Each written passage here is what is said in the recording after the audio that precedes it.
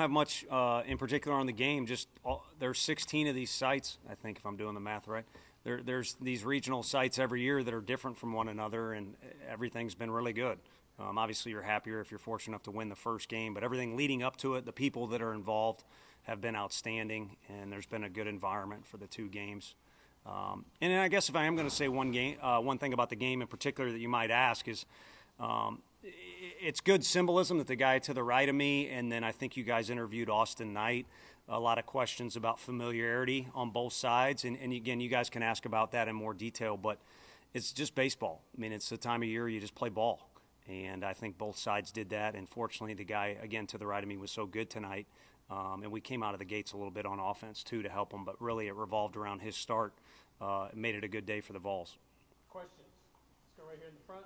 Andrew, what was going through your head when you saw Charlotte pop up on the reveal, and just did you do anything out of the ordinary this week to kind of stay within yourself, or was it just business as usual for you?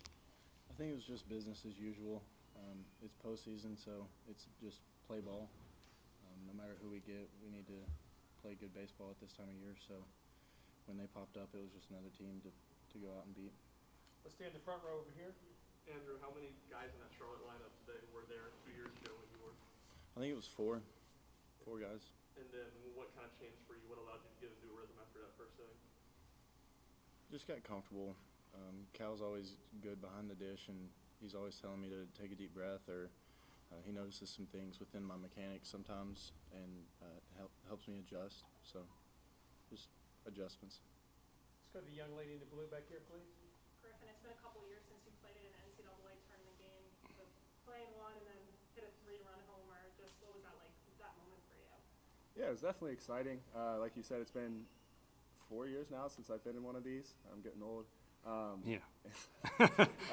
Happy to be here and happy to be playing right now. And, this team, it was nice to see the offense come alive and get behind Andrew, and he gave us a great start. So as an offense, it's always easy to play behind, a guy that's out there competing and throwing strikes. And, it's just a step forward for us. And, we got a week and a couple of days off and use it as a good reset. And, I'm excited for tomorrow. Let's go in the front here, and then we'll follow back to you.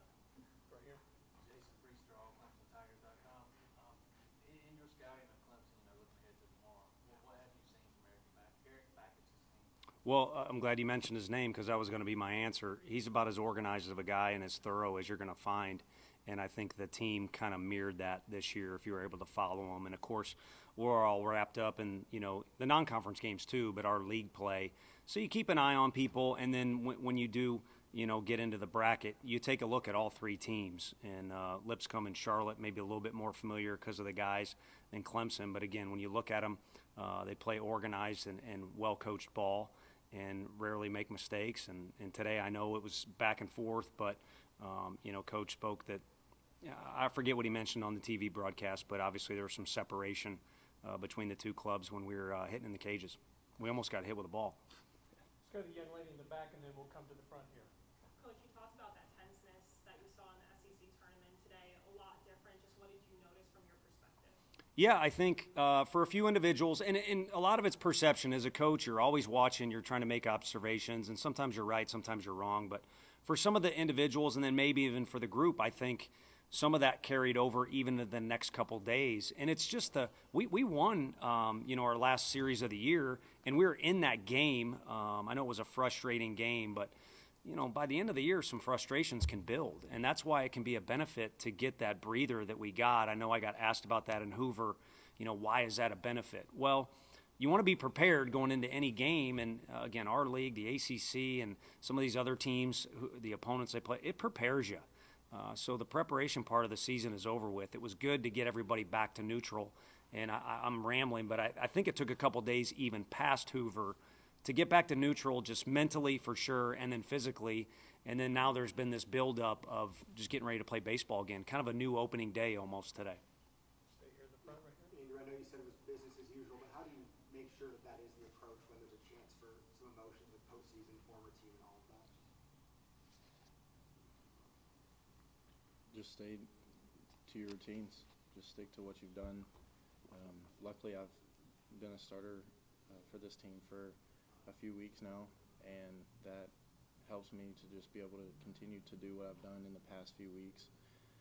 especially with the week off, being able to get with Coach A and Cal and 2 bullpens in between the 2 starts. So just being able to stick to what I've been doing. Let's go to the front left here and then back to the right on the front. Griffin, y'all's starting pitching has seemingly just gotten better and better the last month. What does that level of play do for the confidence of the entire team and the offense as a whole, too? Yeah, it's always nice to play behind good pitching, and we knew coming into this year that we had really good pitching, and those guys are just trending upwards. And when you're in offense or or out there on defense, sometimes I'm not out there on defense.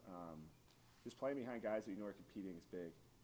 I've kind of played both sides of it sometimes, and it can be a little frustrating when as an offense to get things going if it's, man, how many runs are we going to give up kind of thing. But here we're just, guys are filling up the zone with good stuff, and just excited to play defense behind them. He said a quote yesterday after Ben Joyce, Neto or somebody held the tag when Joyce threw, and worked hard for a hard worker kind of thing. So I think defensively, we have guys on the mound that are grinding out games for us, and it's nice to see behind them. We're making plays like Maui made that nice play up the middle. Late in the game, you could think, let's just let that thing dribble through, but he's out there grinding for those guys. So that's big. And as an offense, to answer your question, it's just you're never out of a game, so it's good. Thanks for the quote, Reese. Gotcha. Thank God we're not playing against Neto again this year, too. Yeah, that's pretty good. Let's go right here in the front. Griffin, how much did you all as an offense take note of Charlotte going away from its typical game 1 starter and throwing the lefty at y'all after what happened in Hoover, and maybe what was different this time around against the lefty? I think we just didn't try to do too much. I think everybody in Hoover was really excited to be there and to get out there and play, and just a weird day. It's a weird game, and it was a weird day, and like you said, it kind of might have carried over a couple of days for everybody to get past it. Personally, I was a little, eaten up because I, had one SEC tournament and really wanted to enjoy that. But once I, was able to turn that page and move past and, get ready for this week, we were just excited to go out and, whoever they threw, it's going to be a good pitcher, and we were just going to have good at-bats. Let's go to second row here. Wes Rucker with 24/7 Sports. Tony, that at-bat that Christian Moore had for the home run, I think he's down 0-2, spits on a few pitches, fouls one off, then goes the other way with that home run. I know it's hard to kind of have recall on these things, but how big of an at-bat was that for him, and how much locked in does a guy have to be to kind of have an at-bat like that? Yeah, it was big for us and big for him individually, and not quite to that degree, but there was an at-bat prior to that was similar, where he battled. And again, I'll choose to make it a kind of parallel for something we talk about with the whole team is just compete. And he'd admit it. Sometimes you get caught up in trying to do too many different things or get emotional about results. And a day like today for all 4 teams, when you show up to the park, you don't have time to worry about what your stats are or what could happen with this or that or who's going to get to sit down and talk to you guys. You're just trying to win. And that dude, we've had some moments where we'd like to do some other things with Christian Moore, but that dude's as fun as any of them, to be honest with you, when we're just trying to win. All right, we got time for a couple more. We'll begin here in the front and then the young lady in the back. Tony, from your vantage point, just what was working so well for Andrew? To be honest with you, it looks similar to the last outing. And, you all mentioned kind of the starting pitching and really the bullpen, too, has increasingly got a little bit better. Just kind of inching along a little bit better, and kind of pick up where he left off was kind of what I was thinking. And if you look at their home run numbers, it's, different bodies and right, left, and all that, but kind of a similar feel to South Carolina's lineup. And it was good for him to not just get us as deep into the game as he did, because we rode the pitch count pretty good, but also for him to have to grind out some tough situations like the first inning, and then there were a couple others as well. Do you have an idea on the pitching plan tomorrow? Yeah, Dill will start for us tomorrow. Griffin, going back to your home run, you were, threw the bat right after. It looked like you knew it was going out right as soon, and then coming back with your teammates. Just what were those emotions? It just seems like you were very amped up. Was it just the moment, or what was it? Yeah, I'm just happy to help my team win.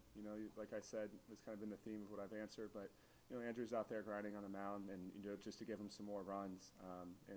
As a team, it was just excited. All our energy is directed towards each other, and getting back in the dugout around those guys is just fun. So personally, it's cool. It's a cool thing, but it's really fun when you get to do it with guys around you that you enjoy playing with, and you know, that, you know, everybody's trying to win. And at the end of the day, we're in the point of the season where we're just competing. So to know that, you know, maybe I helped us compete a little bit better today was a good thing.